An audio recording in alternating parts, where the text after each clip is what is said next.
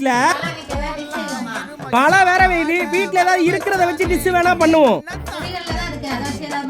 அக்கா ஆசையா கேட்டுட்டா பொரியல்ல பாக்கெட் எடுத்து நறுக்குன்னு கட் பண்ணி விட்டுட்டு அளவுக்கு ஒரு பவுல்ல சடபடன்னு பொரியலை தட்டி விட்டுட்டு அப்படியே அதை மிக்ஸி ஜார்ல பறக்க விட்டுட்டு ஒரு கப்பு பொரியடலைக்கு 1/4 கப்பு சீனியும் அந்த ஜார்ல தட்டி விட்டுட்டு கூட சேர்த்து 2 ஏலக்காவையும் அது உள்ள இறக்கி விட்டுட்டு ஜாரை நல்லா டைட்டா மூடிக்கிட்டு மிக்ஸில போட்டு வரன்னு அரைச்சி எடுத்தா பொரிகடலையும் சீனியும் நல்லா பவுடரா ஆயிரும். ஜார்ல உள்ளத அப்படியே ஒரு பவுலுக்கு டிரான்ஸ்ஃபர் பண்ணிரணும். நெய் எடுத்துட்டு வா, நெய் எடுத்துட்டு வான்னு எங்க அம்மாட்ட சொன்னதுக்கு அப்புறம் நெய்யை கொடுத்துச்சு. அப்படியே அடுப்பை பத்த வச்சிடலான்னு அடுப்புக்கு ஒரு பிளைங் கிஸ்ஸ கொடுத்து அடுப்பை பத்த வச்சு சட்டியை தூக்கி அது மேல வச்சு டிவில பாட்டு கேட்டுக்கிட்டு இருந்தது.